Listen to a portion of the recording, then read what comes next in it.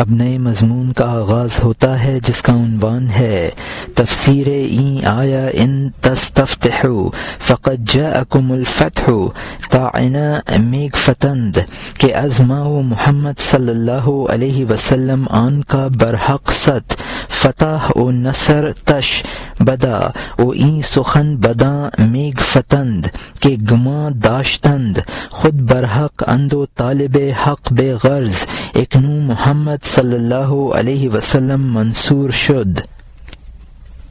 یعنی اس آیت کی تفسیر اگر تم فتح طلب کرتے تھے تو بے شک فتح ہوگی. معترضین کہتے تھے کہ ہم میں اور محمد صلی اللہ علیہ وسلم میں جو حق پر ہے اس کی فتح اور مدد کر، اور وہ یہ بات اس لیے کہتے تھے کہ ان کا گمان تھا کہ وہ خود حق پر ہیں، اور اب حق کا بے غرض طلبگار محمد صلی اللہ علیہ وسلم فاتح بن گیا. یہاں مترجم نے حاشیے میں لکھا ہے کہ قرآن پاک میں ہے ان تستفتحوا فقد جاءکم الفتح وان تنتهوا فهو خیر لکم وان تعدوا نعدوا ولن تغنی عنکم فئتکم شیئا ولو کثرت وان اللہ مع المؤمنین. یعنی اے مکہ والو، تم فتح مانگتے تھے، کہتے تھے کہ جو حق پر ہو اس کو ہی فتح ہو، تو فتح آ گئی. اب اگر تم باز رہو گے تو تمہارے لیے بہتر ہے، اور اگر تم پلٹے تو ہم بھی پلٹیں گے، اور تمہارا جتھا تمہیں فائدہ نہ پہنچا سکے گا خواہ وہ کتنا ہی زیادہ ہو، اور بے شک اللہ مومنوں کے ساتھ ہے. اور یہاں حاشیہ ختم ہوتا ہے. ہم نے بتوں اور خدا سے درخواست کی کہ اگر ہم غلط ہیں تو ہمیں جڑ سے اکھاڑ دے، ہم میں اور اس میں سے جو حق اور سچائی پر ہے اس کی مدد کر اور اس کا مددگار بن. ہم نے یہ دعا و درود بہت کیے لات کے آگے، عزا اور منات کے آگے، کہ اگر وہ برحق ہے تو اس کو نمایاں کر دے، اور اگر وہ حق پر نہیں ہے ہم سے مغلوب کر دے. جبکہ ہم نے کھلا دیکھ لیا کہ وہ فاتح رہا اور ہم سب تاریکی تھے، وہ نور تھا. یہاں مترجم نے حاشیے میں لکھا ہے کہ کفار کہتے تھے کہ ہم نے بتوں اور خدا سے دعائیں مانگی تھیں کہ جو حق پر ہو اس کو فتح دے دے. لات اور منات اور عزا بتوں کے نام ہیں. اب جبکہ مسلمانوں کو فتح ہو رہی ہے تو یقیناً یہ لوگ حق پر ہیں. اور یہاں حاشیہ ختم ہوتا ہے. یہ ہمارے لیے جواب ہے کہ جو تم نے چاہا واضح ہو گیا کہ تم غلط ہو. وہ پھر اس خیال کو اپنے فکر سے بے فروغ بناتے تھے اور اپنی یاد سے دفع کرتے تھے کہ ہمارا یہ خیال بھی بدبختی سے پیدا ہوا ہے، تاکہ ان کی حقانیت دل میں بیٹھ جائے. اگر وہ چند مرتبہ غالب ہو گیا تو کیا ہوا، زمانہ کسی کو بھی غالب کر دیتا ہے. ہم بھی زمانے سے نصیبہ ور ہوئے ہیں، کئی بار اس پر فتح مند ہوئے ہیں. یہاں مترجم نے حاشیے میں لکھا ہے کہ مسلمانوں کی فتح مندی ہماری دعاؤں کی قبولیت ہے. پھر اس خیال کو اپنے دل سے نکالنے کی کوشش کرتے کہ اگر غلبہ حقانیت کی دلیل ہے تو ہم بھی کئی بار غالب آ چکے ہیں. اور یہاں حاشیہ ختم ہوتا ہے. وہ پھر کہتے کہ اگر اس نے شکست کھائی ہے وہ ہماری شکست کی طرح بری اور ذلیل نہ تھی، کیونکہ نیک نصیبے نے اس کو شکست میں 100 پوشیدہ خوشیاں قبضے میں دے دیں. وہ کبھی شکست خوردہ کی طرح نہیں ہے، کیونکہ اس کو اس میں نہ کوئی غم ہوا نہ پریشانی. یہاں مترجم نے حاشیے میں لکھا ہے پھر اپنے اس خیال کی تردید کرتے اور سوچتے کہ ہماری شکست اور مسلمانوں کی شکست میں بہت فرق ہے. ہم شکست سے پست ہوتے ہیں اور مسلمان شکست کھا کر اور ابھرتے ہیں. مسلمان شکست سے پست ہمت نہیں بنتے ہیں بلکہ ان میں قوت ایمانی اور بڑھ جاتی ہے. حضور صلی اللہ علیہ وسلم شکست سے کبھی شکستہ خاطر نہیں ہوئے. اور یہاں حاشیہ ختم ہوتا ہے۔ چونکہ مومنوں کی پہچان مغلوب ہونا ہے، لیکن مومن کی شکست میں بھلائی ہے۔ اگر تو مشک اور عنبر کو توڑے گا، ایک جہان کو خوشبو کی مہک سے بھر دے گا۔ اگر تو اچانک گدھے کی لیت کو توڑے گا، سارے مکانات بدبو سے بھر جائیں گے۔ مشک کو لیت پر کوئی قیاس کرے گا، پانی کو پیشاب پر اور اطلس کو ٹاٹ پر کوئی قیاس کرے گا۔ یہاں مترجم نے حاشیے میں لکھا ہے کہ مسلمان کی بے سر و سامانی اس کے ایمان کی علامت ہے، اور مومن کی شکست اس کے اعمال و اخلاق کی اصلاح کر دیتی ہے۔ مولانا رحمۃ اللہ علیہ مسلمانوں کی شکست میں مضمر خوبی کو ایک مثال سے سمجھاتے ہیں کہ مشک و عنبر کی ڈلی کو اگر توڑ دیا جائے تو اس کی خوشبو زیادہ مہکنے لگتی ہے۔ کافروں کی شکست کی مثال یہ ہے کہ گدھے کی لیت کو اگر کریت دیا جائے تو اس کی بدبو اور پھیل جاتی ہے۔ مسلمانوں کی شکست اور کافروں کی شکست کو ایک سمجھنا ایسا ہے جیسا کہ کوئی لید اور مشک کو یا پانی اور پیشاب کو یا اطلس اور ٹاٹ کو ایک سمجھے۔ اور یہاں حاشیہ ختم ہوتا ہے۔ اب نئے مضمون کا آغاز ہوتا ہے جس کا عنوان ہے سر آن کا بے مراد باز گشتن رسول علیہ السلام از حدیبیہ حق تعالی لقب آن فتح کرد کہ ان فتحنا لک فتحا مبینا۔ بصورت غلق بود او بمانی فتح چنانچہ شکستن مشک بظاہر شکستن ست او بمانی درست کردن ست مشکی او تکمیل فوائد اوست، یعنی اس کا راز کے بغیر مقصد پورا کیے ہوئے حضور صلی اللہ علیہ وسلم کے حدیبیہ سے واپس آنے کو اللہ تعالی نے فتح کا لقب دیا کہ بے شک ہم نے آپ کو کھلی فتح دی۔ بظاہر بندش تھی اور حقیقتاً فتح، جیسا کہ مشک کی شکستگی بظاہر شکستگی ہے اور حقیقتاً اس کے مشک پن کو ٹھیک کرنا ہے اور اس کے فائدوں کو مکمل کرنا ہے۔ حدیبیہ سے واپسی پر رسول صلی اللہ علیہ وسلم فکر میں تھے اور غمگین اور ملول تھے۔ رسولوں کی شمع کے حق میں اچانک دولت نے انا فتحنا کا ڈھول بجا دیا۔ دولت کی جانب سے ان کو پیغام آیا کہ چلے جائیے، آپ اس فتح کے رکنے سے غمگین نہ ہوں، اس ذلت پر آپ کی فوری فتوحات ہیں، یہ فلاں قلعہ فلاں علاقہ آپ کا ہے۔ یہاں مترجم نے حاشیے میں لکھا ہے کہ مسلمانوں کی شکست چونکہ مزید تقویت کا باعث ہے، اسی لیے قرآن نے حدیبیہ کی ناکامی کو فتح قرار دیا تھا۔ حضور صلی اللہ علیہ وسلم اور صحابہ کی جماعت مدینہ سے عمرہ کی نیت سے مکہ معظمہ کے لیے روانہ ہوئی۔ مکہ کے قریب حدیبیہ کے مقام پر پہنچ کر پڑاؤ کیا۔ مکہ کے کفار مکہ میں داخلے سے مانے آئے تو حضور صلی اللہ علیہ وسلم صلح کر کے بغیر عمرہ کیے واپس آ گئے تھے۔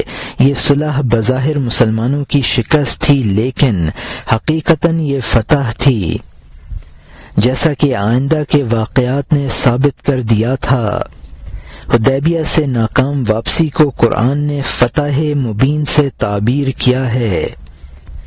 حضور صلی اللہ علیہ وسلم کو حکم ہوا کہ عمرہ کے بغیر واپس ہو جاؤ اور اس ناکامی سے رنجیدہ نہ ہو، یہ ناکامی بہت سی فتوحات کا سبب بنے گی۔ اور یہاں حاشیہ ختم ہوتا ہے۔ دیکھ جب وہ جلدی سے واپس آ گئے، ان کی جانب سے قریظہ اور نذیر پر کیا گزری، مان دونوں کے علاقوں کے آس پاس کے قلعے بھی فتح ہو گئے اور غنیمتوں کے سبب نفع ہوئے۔ یہاں مترجم نے حاشیے میں لکھا ہے کہ بنی قریظہ اور بنی النضیر یہود کے دو قبیلے تھے جو مدینہ کے اطراف میں آباد تھے۔ ان کی معاہدہ شکنی کی وجہ سے آن حضور صلی اللہ علیہ وسلم نے ان کو حدیبیہ کے واقعہ سے پہلے ہی جلا وطن کر چکے تھے۔ بنی النضیر 4 ہجری میں اور بنی قریظہ 5 ہجری میں غزوہ خندق کے فوراً بعد جلا وطن کر دیے گئے تھے۔ حدیبیہ کا واقعہ 6 ہجری کا ہے، البتہ ان میں سے کچھ لوگ خیبر میں جا کر آباد ہو گئے تھے اور خیبر 7 ہجری میں فتح ہوا۔ اب اگر مولانا کی مراد فتح خیبر ہے تو مولانا کا فرمانا سیرت کی کتب کے مطابق ہے، ورنہ مخالف ہے۔ اور یہاں حاشیہ ختم ہوتا ہے۔ اگر یہ بھی نہ ہو تو دیکھ لے یہ لوگ رنج و غم کے شیدا اور فریفتہ ہیں، وہ ذلت کے زہر کو شکر کی طرح کھاتے ہیں، غموں کے کانٹے کو اونٹ کی طرح چرتے ہیں، صرف غم کے لیے نہ کہ خوشی کے لیے۔ یہ تنزل ان کے لیے مراتب کی طرح ہے، وہ کنویں کی گہرائی میں ایسے خوش ہیں کہ تخت و تاج کے حاصل ہونے سے ڈرتے ہیں۔ ہر ایک فقیری میں سینکڑوں شاہوں کی طرح ہے، فاقے کے خزاں میں سینکڑوں بہاروں کی طرح ہے۔ جہاں کہیں محبوب خود ساتھی ہو وہ آسمان پر ہے نہ کہ زمین کے نیچے۔ یہاں مترجم نے حاشیے میں لکھا ہے اگر فتوحات اور غنیمتیں نہ بھی ہوں تب بھی یہ جماعت وہ ہے جس کو رضا کا وہ مقام حاصل ہے کہ جس میں غم بھی اسی طرح خوشگوار ہوتا ہے جس طرح خوشی۔ حضرت رابعہ بصریہ رحمۃ اللہ علیہ نے فرمایا کہ سالک کو رضا کا مقام اس وقت حاصل ہوتا ہے جبکہ غم بھی اس کے لیے ایسا ہی خوشگوار ہو جیسا کہ خوشی۔ غم ان کو اس لیے خوشگوار نہیں ہے کہ وہ کس خوشی کا پیش خیمہ ہے، ذلت ان کو اس قدر پیاری ہوتی ہے کہ اس کے زوال اور تخت شاہی حاصل ہو جانے سے ڈرتے ہیں۔ یہ لوگ فقر میں شہنشاہی اور خزاں میں بہار کے لطف اٹھاتے ہیں، جبکہ کنویں کی گہرائی میں ان کو معیت حق حاصل ہے تو وہ آسمان کی بلندی سے بہتر ہے۔ اور یہاں حاشیہ ختم ہوتا ہے۔ اب نئے مضمون کا آغاز ہوتا ہے جس کا عنوان ہے تفسیر حدیث حضرت صلی اللہ علیہ وسلم کے لا تفضلوا فی علی یونس بن متی علیہ السلام، یعنی حضرت صلی اللہ علیہ وسلم کی حدیث کی تفسیر کہ مجھے یونس علیہ السلام بن متی پر فضیلت نہ دو۔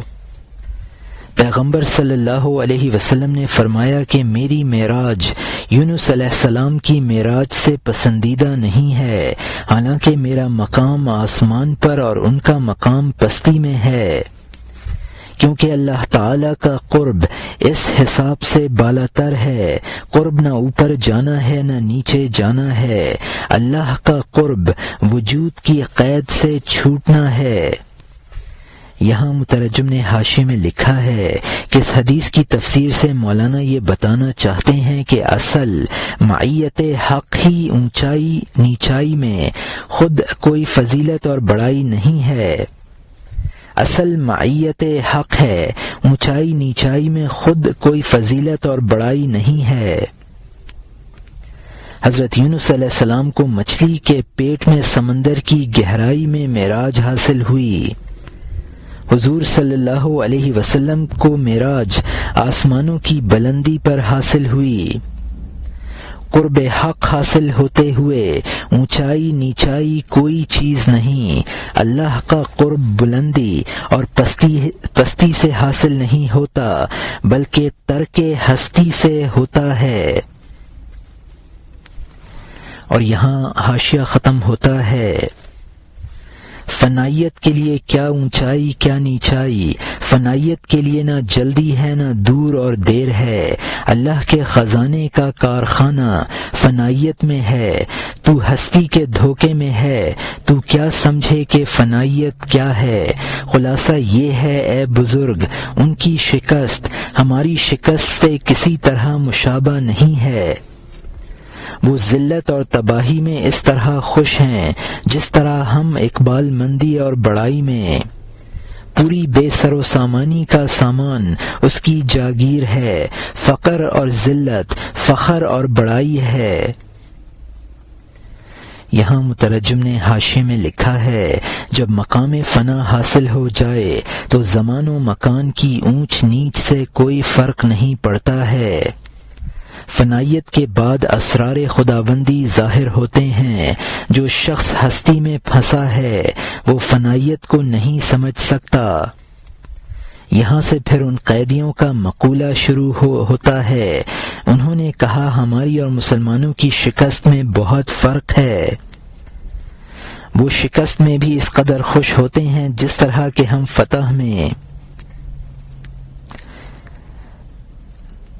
بے سر و سامانی ان کا سامان ہے، فقر اور ذلت میں فخر سمجھتے ہیں۔ اور یہاں حاشیہ ختم ہوتا ہے۔ ایک نے کہا اگر وہ یکتا ایسا ہے تو وہ کیوں ہنسا جبکہ اس نے ہمیں بندھا ہوا دیکھا، جبکہ اس میں تبدیلی ہو چکی ہے اور اس کی خوشی اس قید اور اس آزادی سے متعلق نہیں ہے، تو وہ دشمنوں کے مغلوب ہونے سے کیسے خوش ہوا ہے؟ اس فتح و کامیابی سے کیوں مغرور بنا ہے؟ یہاں مترجم نے حاشیے میں لکھا ہے کہ حضور صلی اللہ علیہ وسلم کی فنائیت پر اس شخص نے اعتراض کیا کہ اگر ان کو مقام فنائیت حاصل ہے اور وہ اللہ کے مقرب ہیں تو ہماری تباہی پر کیوں خوش ہو رہے ہیں؟ اگر ان میں بالکل تبدیلی آ گئی ہے اور ان کی خوشی ہماری قید اور اپنی آزادی سے متعلق نہیں ہے تو پھر ہمیں قید میں دیکھ کر کیوں ہنسے اور اپنی کامیابی پر کیوں مغرور ہیں؟ اور یہاں حاشیہ ختم ہوتا ہے۔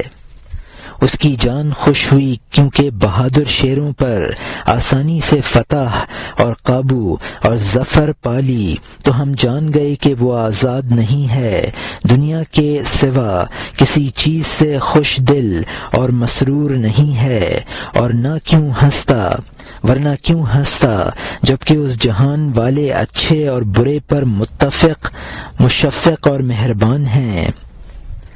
وہ آہستہ سے یہ کہہ رہے تھے، وہ قیدی آپس میں اس کی بحث میں، تاکہ سپاہی نہ سن لے اور ہم پر کود پڑے، یہ بات اس بادشاہ کے کان میں رکھ دے۔ یہاں مترجم نے حاشیے میں لکھا ہے، یقیناً ان کی خوشی اسی بنا پر ہے کہ ہم جیسے شیروں پر انہوں نے فتح پائی ہے۔ اس بات سے میں سمجھتا ہوں کہ وہ ہستی سے آزاد نہیں ہیں اور وہ ایک دنیا دار ہیں۔ اللہ والے تو سب انسانوں پر مہربان ہوتے ہیں، خواہ انسان بھلے ہوں یا برے ہوں۔ یہ باتیں وہ قیدی آہستہ آہستہ آپس میں کر رہے تھے تاکہ سپاہی نہ سن لیں۔ اور یہاں حاشیہ ختم ہوتا ہے۔ اب نئے مضمون کا آغاز ہوتا ہے جس کا عنوان ہے آگاہ شدن پیغمبر علیہ السلام از طعن ایشاں بر شماتت او، یعنی خوشی پر ان کی طعنہ زنی سے حضور صلی اللہ علیہ وسلم کا واقف ہو جانا۔ اگرچہ اس سپاہی نے یہ بات نہ سنی، اس کان میں پہنچ گئی جو کہ اللہ کی جانب سے تھا۔ حضرت یوسف علیہ السلام کے لباس کی خوشبو نہ محسوس کی، اس نے جو محافظ تھا اس کو یعقوب علیہ السلام نے محسوس کیا۔ وہ شیاطین آسمان کی بلندی پر غیب کے جاننے والے کی لوح کے راز کو نہیں سنتے ہیں۔ محمد صلی اللہ علیہ وسلم سوئے ہوئے اور تکیہ لگائے ہوئے ہیں، راز آ گیا اور اس نے ان کے گرد چکر لگائے۔ یہاں مترجم نے حاشیے میں لکھا ہے کہ حضور صلی اللہ علیہ وسلم نے ان کی یہ خفیہ باتیں سن لیں اس لیے کہ آپ کے کان اس جہان کے کان نہ تھے بلکہ وہ خدائی کان تھے جن کے لیے آہستہ بات اور بلند آواز کی بات یکساں ہے۔ جن لوگوں کو قرب الہی حاصل ہو جاتا ہے وہ صفات حق سے متصف ہو جاتے ہیں۔ حضرت یوسف علیہ السلام کی قمیص کی خوشبو اس محافظ کو نہ پہنچی جو قمیص لیے جا رہا تھا، باوجود دور ہونے کے حضرت یعقوب علیہ السلام کو پہنچ گئی۔ لوح محفوظ کے اسرار شیاطین آسمانوں پر پہنچ کر بھی نہیں سن پاتے ہیں، حضور صلی اللہ علیہ وسلم اپنی جگہ رہتے ہوئے سن لیتے تھے۔ اور یہاں حاشیہ ختم ہوتا ہے۔ حلوہ وہ کھاتا ہے جس کی روزی کشادہ ہو، نہ کہ وہ جس کی انگلیاں لمبی ہوں۔ ٹوٹنے والا ستارہ نگہبان اور شیطان کو بھگانے والا بن گیا کہ چوری چھوڑ احمد صلی اللہ علیہ وسلم سے راز حاصل کر۔ اے صبح سے دکان کی جانب دوڑے ہوئے، خبردار مسجد میں جا اللہ سے روزی مانگ۔ یہاں مترجم نے حاشیے میں لکھا ہے یعنی حلوہ دست درازی سے نہیں ملتا ہے۔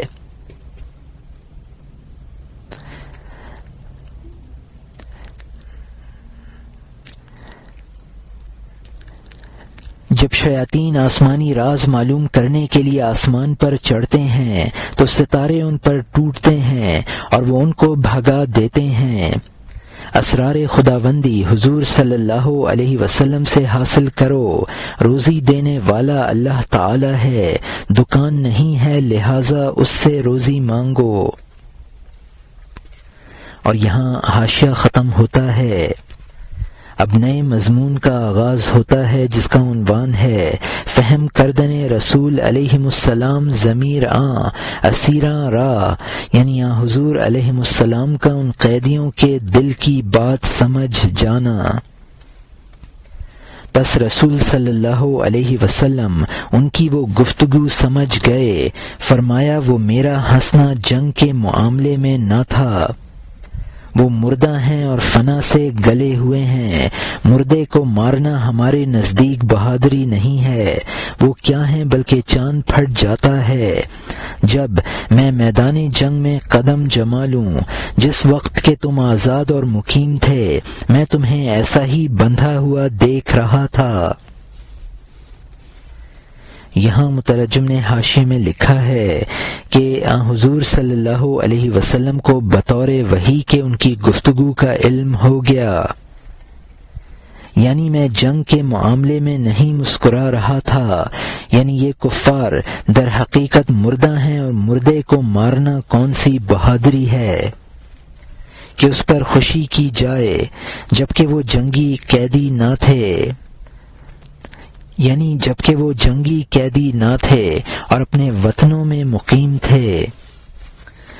اور یہاں حاشیہ ختم ہوتا ہے۔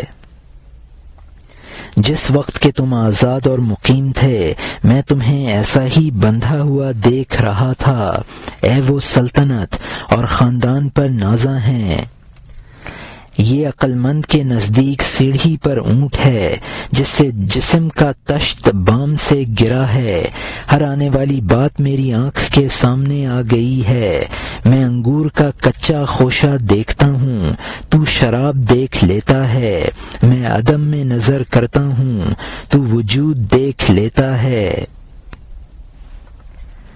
یہاں مترجم نے حاشیے میں لکھا ہے خاندان اور سلطنت پر ناز کرنا ایسا ہی ناپائیدار ہے جس طرح کے اونٹ کا سیڑھی پر ٹکاؤ۔ جب سے میں جسم کی مادیت سے آزاد ہو گیا ہوں ہر آنے والے واقعہ کو اسی طرح دیکھ لیتا ہوں جیسے کہ وہ میرے سامنے ہے۔ انگور سے بننے والی شراب کو اس کے کچے خوشے میں دیکھ لیتا ہوں، کسی چیز کے معدوم ہونے کی حالت میں اس کے وجود کو دیکھ لیتا ہوں۔ اور یہاں حاشیہ ختم ہوتا ہے۔ میں عالم غیب کو دیکھتا ہوں، تو ایک پوشیدہ جہان دیکھ لیتا ہوں۔ جبکہ آدم علیہ السلام اور حوا علیہ السلام دنیا میں نہ پیدا ہوئے تھے، میں نے تمہیں الست کی چونٹیوں کے وقت پابا زنجیر اور اوندھا اور ذلیل دیکھا ہے۔ بے ستون کے آسمان کے پیدا ہونے کے بارے میں جو کچھ میں جان چکا تھا اس سے نہ بڑھا میں نے تمہیں اوندھا دیکھا ہے، اس سے پہلے کہ میں نے آب و گل سے پرورش پائی ہے۔ میں نے نئی بات نہیں دیکھی کہ اس پر خوشی مناؤں، یہ تو میں تمہارے مقدر میں دیکھ رہا تھا۔ یہاں مترجم نے حاشیے میں لکھا ہے، پہلے اشعار میں ہونے والی باتوں کے بارے میں علم کی وسعت کا بیان تھا۔ اس شعر میں گزشتہ واقعات پر علم کی وسعت کا بیان ہے، یعنی ازلی واقعات پر بھی میرا علم محیط ہے۔ ازل میں جب کہ حضرت آدم علیہ السلام کی پشت سے ان کی اولاد کو چونٹیوں کی شکل میں نکال کر ان سے عہد الست لیا گیا تھا، میں نے اس وقت تمہیں اوندھا دیکھ لیا تھا۔ کائنات کے بارے میں جو علم مجھے ازل میں حاصل ہوا تھا، کائنات کے وجود کے بعد اس میں کوئی اضافہ نہیں ہوا۔ میں نے اپنے عالم ناسوت میں آنے سے قبل ہی تمہیں اوندھا دیکھا تھا۔ تمہاری شکست میرے لیے کوئی نئی بات نہیں ہے جس پر میں ہنسوں۔ اور یہاں حاشیہ ختم ہوتا ہے، مخفی قہر میں بندھے ہوئے پھر قہر بھی کیسا، تم شکر کھا رہے تھے اور اس میں زہر داخل تھا۔ اگر دشمن زہر سے بھری ہوئی ایسی شکر خوشی سے کھائے تو اس پر کیا حسد ہو سکتا ہے؟ تم خوشی سے وہ زہر پی رہے تھے، تمہاری موت نے مخفی طور پر دونوں کان بند کر دیے تھے۔ میں اس لیے جہاد نہیں کرتا ہوں کہ فتح مند ہوں، دنیا پر قبضہ کروں۔ یہ دنیا مردار ہے اور سستا مردار، ایسے مردار پر میں کیسے لالچی بن سکتا ہوں؟ یہاں مترجم نے حاشیے میں لکھا ہے، میں نے ازل ہی میں تمہیں قہر الہی میں مبتلا دیکھا تھا، اور قہر بھی ایسا جس کو تم مہر سمجھتے ہو۔ اگر کسی کا دشمن وہ شکر کھائے جس میں زہر ہو تو اس پر حسد کا کوئی موقع نہیں ہے۔ تمہاری روحانی موت نے تمہارے کان بہرے کر دیے ہیں۔ میرا جہاد ملک گیری کے لیے نہیں ہے۔ اس دنیا کی مثال سڑے ہوئے مردار کی سی ہے۔ اور یہاں حاشیہ ختم ہوتا ہے، میں کتا نہیں ہوں کہ مردار کی دم کے بال نوچوں، میں عیسیٰ علیہ السلام ہوں، اس لیے آیا ہوں تاکہ اس کو زندہ کر دوں۔ میں نے جنگ کی صفوں کو اس لیے چاک کیا ہے تاکہ تمہیں ہلاکت سے رہائی دوں۔ میں انسانوں کے گلے اس لیے نہیں کاٹتا ہوں کہ میرے لیے شان و شوکت اور اجتماع ہو، میں چند انسانوں کا گلا اس لیے کاٹتا ہوں تاکہ ان گلوں سے دنیا نجات پا جائے۔ یہاں مترجم نے حاشیے میں لکھا ہے کہ میرا کام لوگوں کو حیات ابدی عطا کرنا ہے۔ میرا جنگ کرنا بھی عالم سے فساد کو دفع کرنے کے لیے ہے، میں اپنی شان و شوکت کے لیے جہاد نہیں کرتا ہوں۔ مفسدین کو ختم کر کے عالم میں امن پیدا کرنا چاہتا ہوں۔ اور یہاں حاشیہ ختم ہوتا ہے، اگر تم نے اپنی نادانی سے پروانوں کی طرح آگ پر اس حملے کو مذہب بنا لیا ہے، میں مست کی طرح تمہیں ہٹاتا ہوں دونوں ہاتھوں سے آگ میں گرنے سے، جس کو تم نے اپنی فتوحات سمجھا۔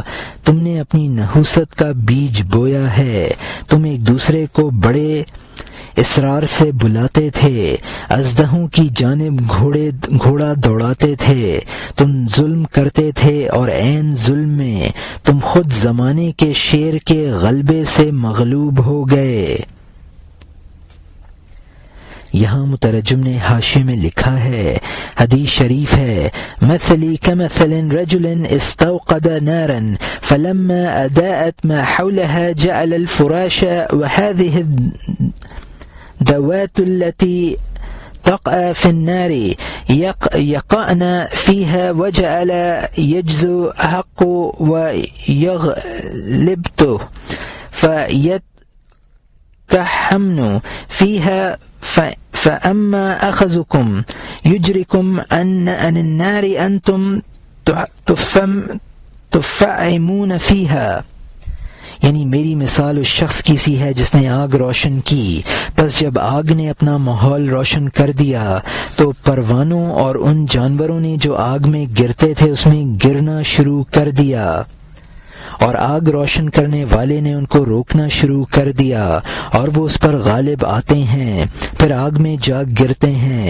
بس میں تمہاری کمر پکڑتا ہوں کہ تم کو آگ سے بچاؤں، اور تم اس میں گھسے پڑتے ہو جس کو تم اپنی فتح سمجھتے ہو. یہی تمہاری نحوست ہے، تم ایک دوسرے کو اژدہے کے منہ میں جانے کی دعوت دیتے ہو.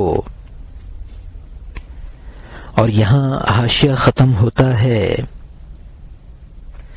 اب نئے مضمون کا آغاز ہوتا ہے جس کا عنوان ہے بیان آن کا طاغی در عین قاہری مقہور است او در عین منصوری معصور.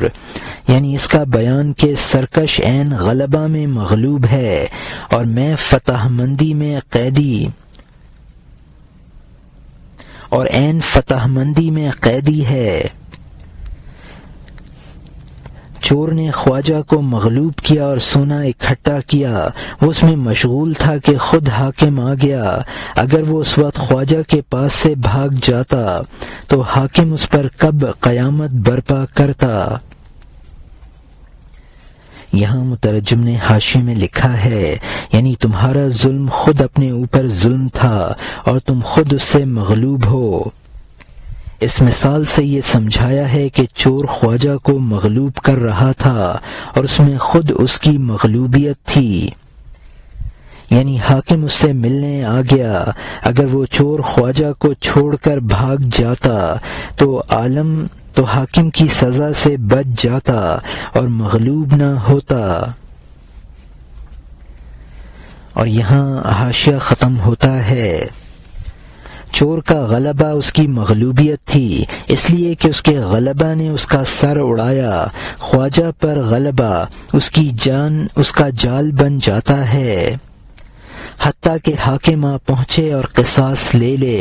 اے وہ کہ مخلوق پر غالب آ گیا ہے، اے وہ کہ تو مخلوق پر غالب آ گیا ہے، جنگ اور غلبے میں ڈوبا ہوا ہے. اس نے قصداً ان کو پسپا کیا ہے تاکہ تجھے حلقے میں کھینچ لائے. یہاں مترجم نے حاشیے میں لکھا ہے، چور کا خواجہ پر غالب آنا ہی اس کی مغلوبیت کا سبب بن گیا. چور نے خواجہ کو قتل کیا تھا، اس کے بدلے میں حاکم نے اس کو قتل کرا دیا. قصاص جان کے بدلے میں جان لینا ہے. اللہ تعالی قصداً کفار کو غلبہ عطا فرما دیتا ہے تاکہ وہ غلبہ کے غرور میں مبتلا ہو کر جال میں آپ پھنسیں. اور یہاں حاشیہ ختم ہوتا ہے. اس پسپا کا پیچھا کرنے سے باغ تھام نہ چلا تاکہ تو نکٹا نہ بن جائے. جب تجھے اس طریقے پر جال میں کھینچ لائیں گے اس کے بعد مجمع میں تو اپنے اوپر حملہ دیکھے گا. اس غالب آنے سے عقل کب خوش ہوتی ہے جبکہ اس غالب آنے میں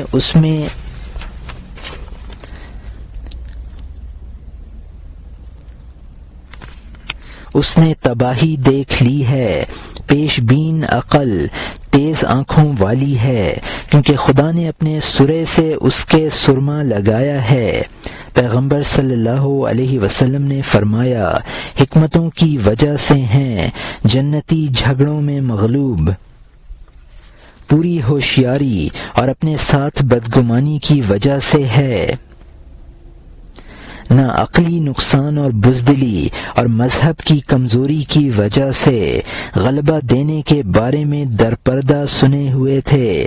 لولا رجال مؤمنون کی حکمت۔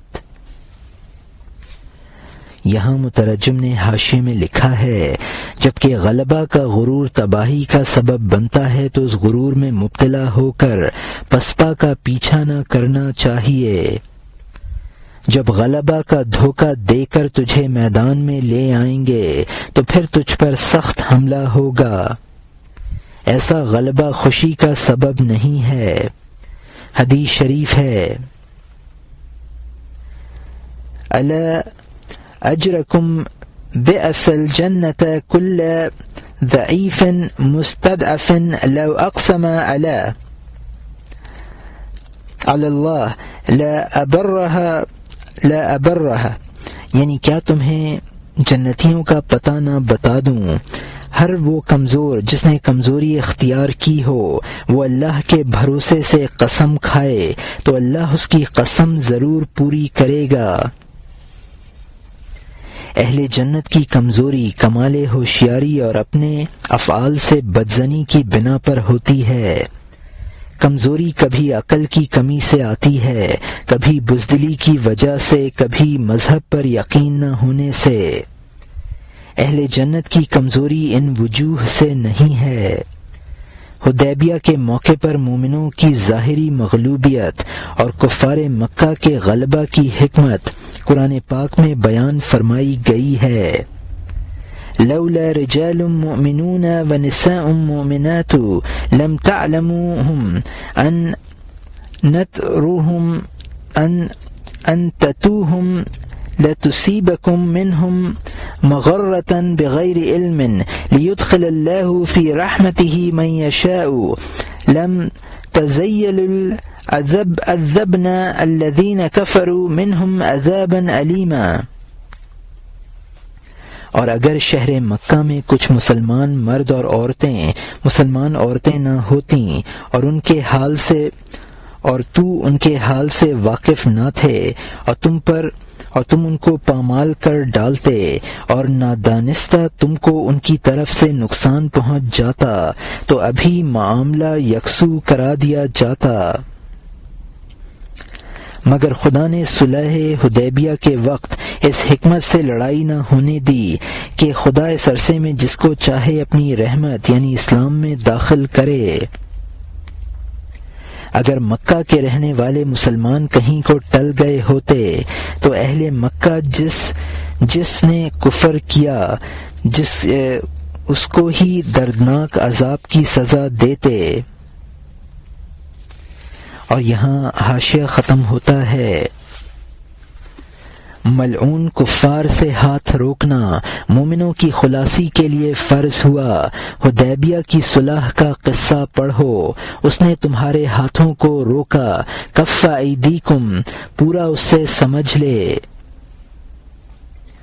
یہاں مترجم نے حاشیے میں لکھا ہے، یعنی ان مومنوں کے بچاؤ کے لیے جو مکہ میں مقیم تھے۔ حدیبیہ کے بارے میں قرآن پاک میں ہے، وَهُوَ الَّذِي كَفَّ أَيْدِيَهُمْ عَنْهُمْ وَأَيَّدَ أَيْدِيكُمْ عَنْهُمْ بِبَطْنِ مَكَّةَ مِنْ بَعْدِ أَنْ أَظْفَرَكُمْ عَلَيْهِمْ وَكَانَ اللَّهُ بِمَا تَعْلَمُونَ بَصِيرًا۔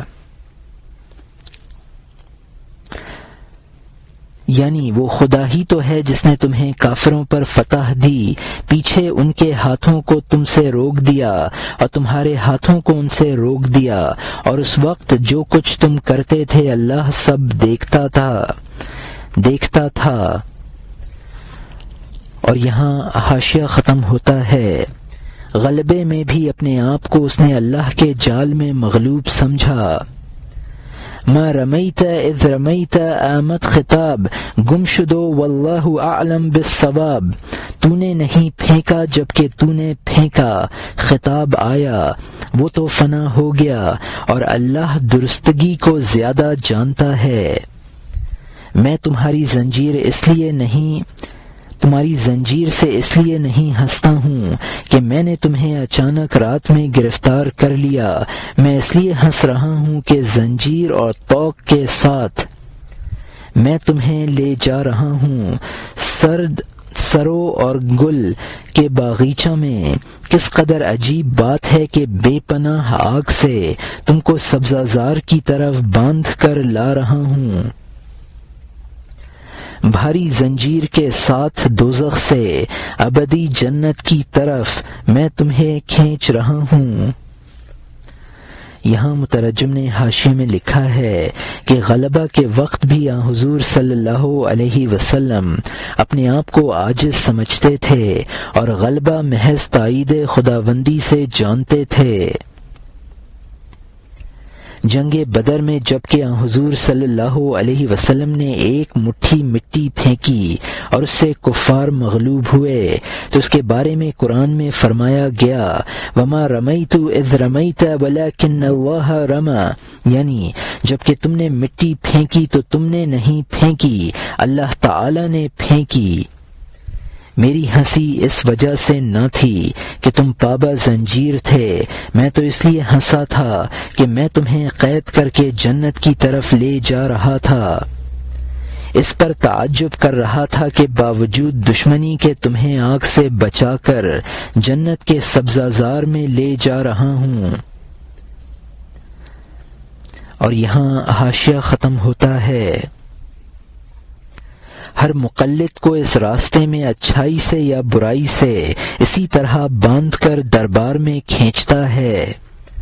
سب خوف اور آزمائش کی زنجیر میں اولیاء کے علاوہ اس راستے پر چلتے ہیں، اس راستے پر جنگی طریقے پر کھینچتے ہیں، سوائے ان کے جو کام کے بھیدوں سے واقف ہیں۔ مجاہدہ کر تاکہ تیری روشنی چمک اٹھے، تاکہ تیرے لیے چلنا اور حضور رسی آسان ہو جائے۔ یہاں مترجم نے حاشیے میں لکھا ہے جب توفیق شامل حال ہوتی ہے تو وہ انسان کو بخوشی یا جبراً راہ راست پر لے آتی ہے۔ عام انسان خوف اور ڈر سے راہ ہدایت پر چلتے ہیں، اولیاء اللہ اپنی خوشی اور بصیرت سے راہ راست پر چلتے ہیں۔ جن کو بصیرت قلبی اور نور باطن حاصل ہو گیا ہے ان کو واقف کہا ہے۔ انسان مجاہدہ کرے تو اس کو نور باطنی حاصل ہو جاتا ہے جس سے راہ ہدایت اس کے لیے آسان ہو جاتی ہے۔ اور یہاں حاشیہ ختم ہوتا ہے۔ تو بچوں کو مکتب میں جبرن لے جاتا ہے اس لیے کہ وہ فائدوں سے اندھے ہیں، جب وہ جان جاتا ہے مکتب میں دوڑا جاتا ہے، اس کی روح جانے سے کھلتی ہے۔ بچہ مکتب میں پیچ و تاب سے جاتا ہے کیونکہ اس نے اپنے کام کا کوئی معاوضہ نہیں دیکھا ہے۔ جب ایک ڈانگ مزدوری تھیلی میں ڈال دیتا ہے تب چور کی طرح رات کو جاگتا ہے۔ کوشش کر تاکہ بندگی کی مزدوری مل جائے، تب تجھے فرما برداروں پر حسد ہوگا۔ مقلدوں کے لیے تم دونوں جبرن آؤ ہے، ایتیا کرہن ایتیا توأن، یعنی خلوص کی سرشت والوں کے لیے تم دونوں رضامندی سے آؤ ہے۔ یہ خدا کا دوست کسی غرض سے ہے، اس دوسرے کی خود بے غرض دوستی ہے۔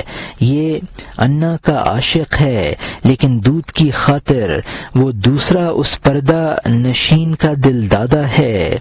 بچے کو اس کے حسن سے واقفیت نہیں ہے، اس کے دودھ کے علاوہ اس کو کچھ مرغوب نہیں ہے۔ دوسرا خود انا کا عاشق ہوتا ہے، بلا کسی غرض کے عشق میں ایک رائے والا ہوتا ہے۔ لالچ اور ڈر سے اللہ کا دوست تقلید کی کتاب کو درس کے ساتھ پڑھ رہا ہے۔ وہ اللہ کے لیے اللہ کا دوست کہاں ہے جو غرضوں اور علتوں سے جدا ہے، خواہ وہ ایسا ہے خواہ ویسا ہے، جبکہ وہ طلبگار ہے۔ اللہ تعالی کی کشش اس کو اللہ کی جانب کھینچنے والی ہے۔ یہاں مترجم نے حاشیے میں لکھا ہے کہ مقلد بچوں کی طرح ہیں جن کو اپنے عمل کی مزدوری نظر نہیں آتی ہے۔ بچہ کو جب مکتب جانے پر انعام ملے تو مکتب کے جانے کی خوشی میں اس کی رات کی نیند اڑ جاتی ہے۔ اگر عمل کا ثواب آنکھوں سے نظر آنے لگے تو پھر عبادت گزاروں کو دیکھ کر رشک آنے لگتا ہے۔ مقلد کی اطاعت جبری ہے، اہل صفا کی اطاعت دل و جان سے ہے۔ مقلد کی عبادت اپنی غرض پر مبنی ہوتی ہے، اہل اللہ کی عبادت محض عشق کی بنیاد پر ہوتی ہے۔ عام انسان کی مثال اس بچے کی سی ہے جو انا سے دودھ کی لالچ میں محبت کرتا ہے۔ بالغ مرد عورت کے عشق کی بنیاد پر گرویدہ ہوتا ہے، یہ اہل اللہ کی مثال ہے۔ جو لوگ جنت کی لالچ یا دوزخ کے ڈر سے اللہ کے عاشق ہیں وہ تقلیدی سبق پڑھ رہے ہیں۔ ایسے عاشق جو محض ذات کی وجہ سے اللہ کے عاشق ہوں اور ان کے عشق میں کوئی غرض نہ ہو بہت نادر ہیں۔ عاشق خواہ مقلد ہو یا منور دل والا، اللہ ہی کی کشش اس کو اپنی طرف کھینچ رہی ہے۔ اور یہاں حاشیہ ختم ہوتا ہے۔ خواہ ما سوا اللہ کے لیے اللہ کا دوست ہے تاکہ ہمیشہ اس کی خیر حاصل کر لے، یا اس کی ذات کی وجہ سے اس کا دوست ہے، وہ اس کے سوا سے نہیں، اس کے فراق سے ڈرتا ہے، دونوں کی جستجو میں اسی کی جانب سے ہیں، یہ دل کی مجبوری اسی دلبر کی جانب سے ہے۔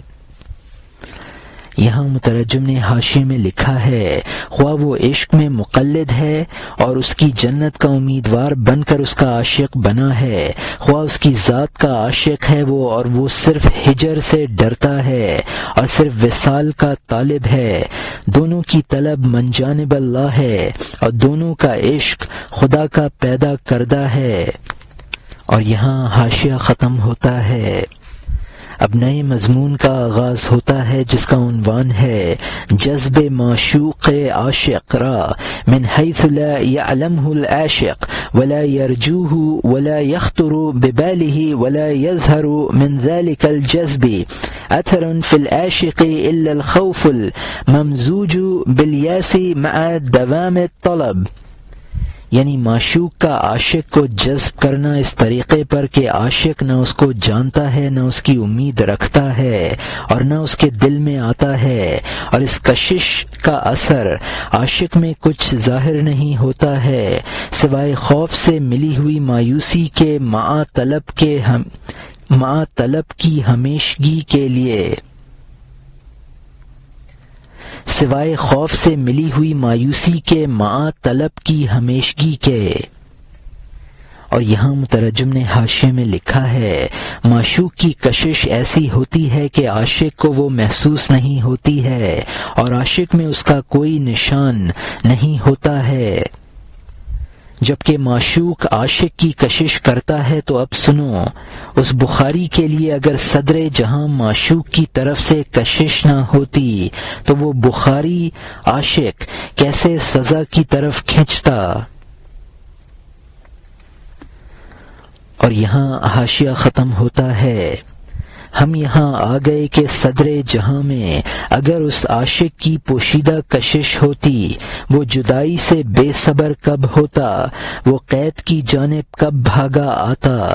معشوقوں کا میلان پوشیدہ اور چھپا ہوا ہے، عاشق کا میلان 200 نقاروں اور نظیروں کے ساتھ ہے اور نفریوں کے ساتھ ہے۔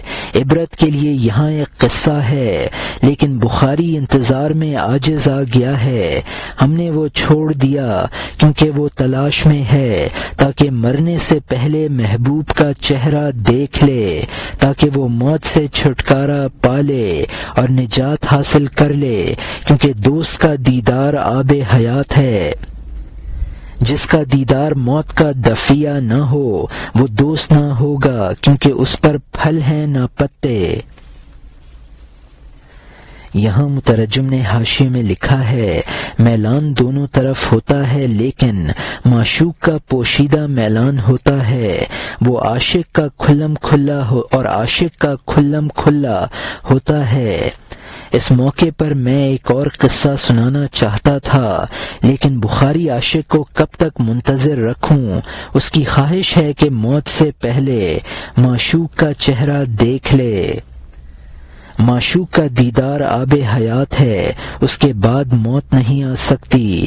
جس معشوق کا دیدار موت کا دافع نہ ہو وہ دراصل معشوق ہی نہیں ہے۔ اور یہاں حاشیہ ختم ہوتا ہے، اے مست مشتاق، کام تو دراصل وہ ہے کہ اس کام میں اگر تجھے موت آ جائے تو بہتر ہو۔ اے جوان، ایمان کی سچائی کی علامت ہے کہ تجھے اس میں مر جانا اچھا لگے۔ اے جان، اگر تیرا ایمان نہیں ہے تو وہ کامل نہیں ہے، جا ایمان کی تکمیل کرا۔ جس دوست کی موت تیرے کام میں ہو، کسی ناگواری کے بغیر وہ تیرا دوست ہے۔ جب ناگواری ختم ہو گئی تو وہ موت ہی نہیں ہے، بظاہر موت ہے اور حقیقتاً منتقل ہونا ہے۔ جب ناگواری جاتی رہی، موت مفید ہوئی تو ثابت ہو گیا کہ موت دفع ہو گئی۔ دوست اللہ ہے اور وہ جس کو اس اللہ نے کہہ دیا کہ تو میرا ہے اور میں تیرا ہوں۔ اب سن کہ عاشق پہنچتا ہے، عشق نے اس کو مونج کی رسی سے باندھا ہے۔ یہاں مترجم نے حاشیے میں لکھا ہے کہ عشق کا صحیح کارنامہ تو یہی ہے کہ اس میں موت آ جائے، صحیح ایمان کی علامت یہی ہے کہ اس پر جان قربان کرنا اچھا معلوم ہو۔ اگر ایمان میں یہ کیفیت نہیں ہے تو وہ ناقص ایمان ہے، اس کی تکمیل کرنی چاہیے۔ تم اپنا صحیح دوست اسی کو سمجھو جو تمہارے لیے جان دے دے۔ جبکہ وصال کے شوق میں مرنا آسان ہو جائے تو پھر وہ موت ہی نہیں ہے، محض ایک نقل مکانی ہے۔ موت تو ایک ناگوار چیز ہے، جب ناگواری ختم ہو گئی تو موت نہ رہی۔ صحیح معنی میں تو دوست اللہ تعالی ہے اور دنیا میں وہ دوست ہے جو اللہ والا ہو۔ اور یہاں حاشیہ ختم ہوتا ہے۔ اب نئے مضمون کا آغاز ہوتا ہے جس کا عنوان ہے رسیدن بخاری عاشق در بندگی صدر جہاں، یعنی عاشق بخاری کا صدر جہاں کی خدمت میں پہنچنا۔ جب اس نے صدر جہاں کا چہرہ دیکھا گویا اس کے جسم سے مرغ جاں پرواز کر گیا، اس کا جسم خشک لکڑی کی طرح گر پڑا، سر کی مانگ سے اس کے ناخن تک ٹھنڈے پڑ گئے۔ انہوں نے جو کچھ بھی دھونی اور گلاب سے کیا وہ نہ حرکت میں آیا نہ بولا۔ بخارا میں کوئی دھونی کارآمد نہ ہوگی اس پرشوکت اور منور شاہ کی خوشبو کے علاوہ۔ یہاں مترجم نے حاشیے میں لکھا ہے جب اس بخاری عاشق نے صدر جہاں کو دیکھا تو بے حس و حرکت ہو گیا اور خشک لکڑی کی طرح زمین پر گر پڑا اور سر سے پاؤں تک ٹھنڈا پڑ گیا۔ ہوش میں لانے کی سب تدبیریں بیکار ہوئیں۔ عاشق تو بوئے معشوق سے ہوش میں آتا ہے۔ اور یہاں حاشیہ ختم ہوتا ہے۔ بادشاہ نے جب اس کا زعفرانی چہرہ دیکھا تو اس کی جانب سواری سے اتر آیا، بولا عاشق معشوق کو تیزی اور گرمجوشی سے تلاش کرتا ہے، جب معشوق آیا وہ عاشق چلا گیا تو اللہ کا عاشق ہے، اور صحیح یہ ہے کہ وہ جب آئے تو تیرے بدن کا بال بھی نہ رہے، اس کی نگاہ کے سامنے تجھ جیسے سینکڑوں فانی ہیں۔ اے خواجہ شاید تو بھی اپنی فنا کا عاشق ہے۔ یہاں مترجم نے حاشیے میں لکھا ہے کہ صدر جہاں نے جب اس کی یہ حالت اور اس کا زرد چہرہ دیکھا تو سواری سے اتر کر اس کے پاس آ گیا۔ صدر جہاں نے کہا، عشق کا معاملہ بھی عجیب ہے، عاشق معشوق کو ڈھونڈتا ہے اور اس کے سامنے آنے پر فنا ہو جاتا ہے۔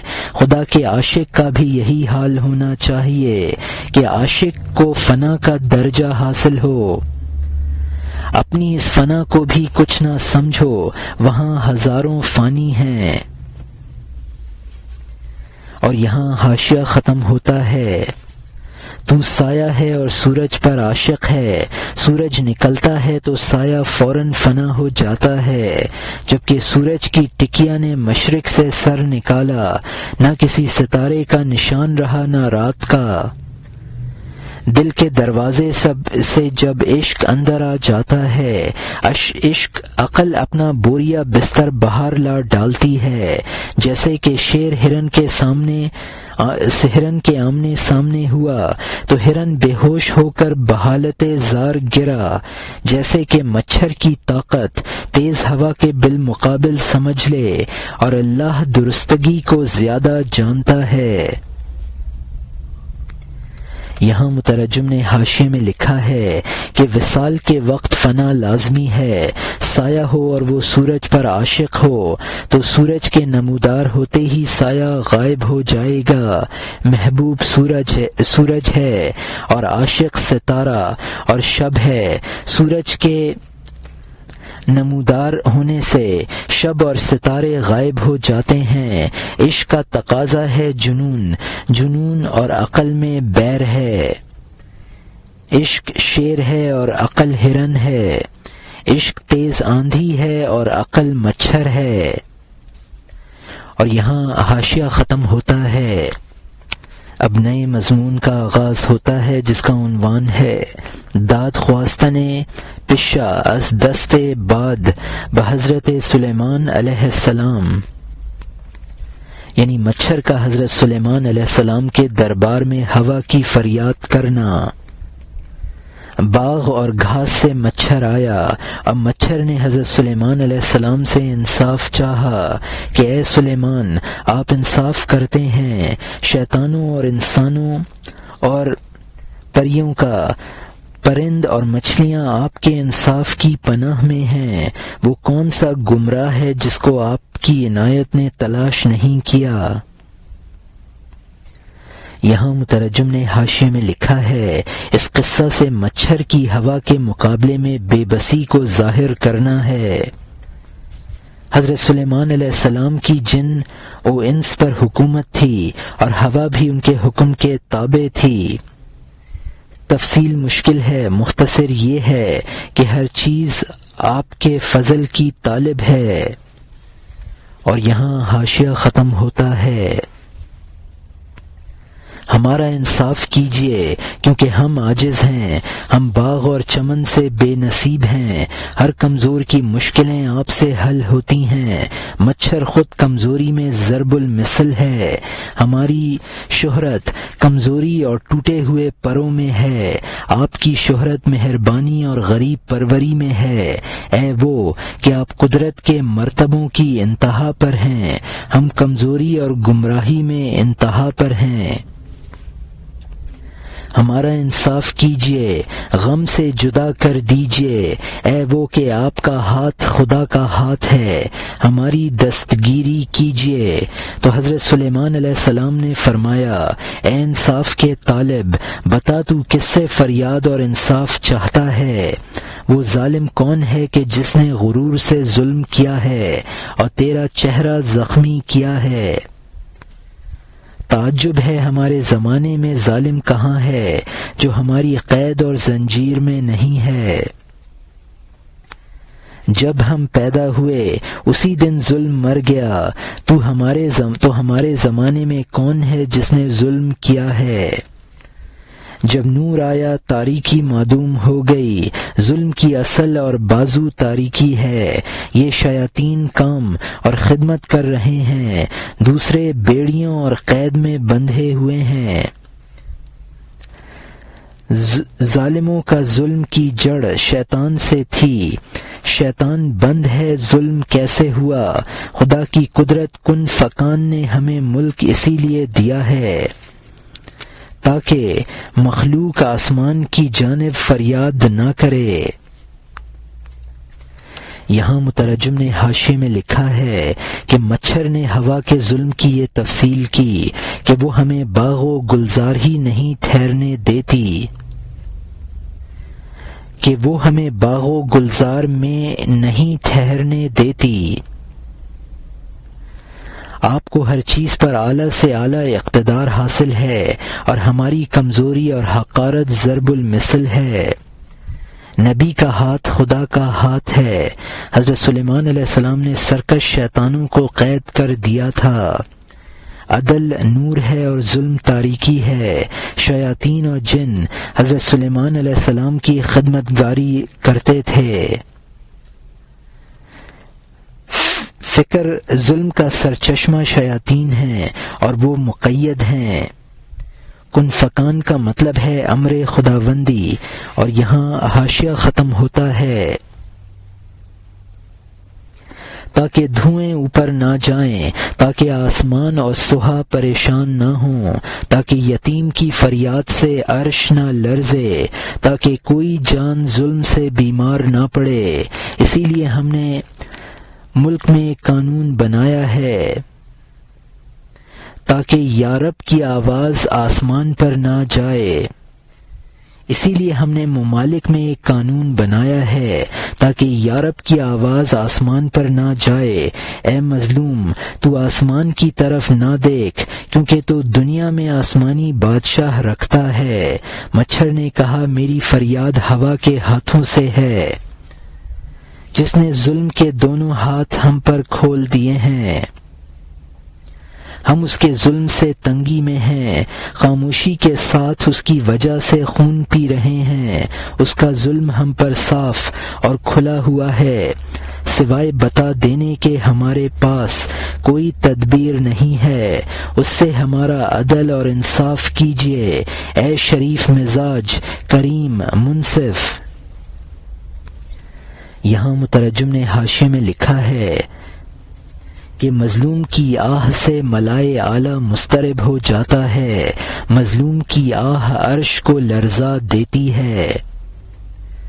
مظلوم کا فریاد میں یا رب کہنا شاہ برحق اللہ کا خلیفہ ہوتا ہے۔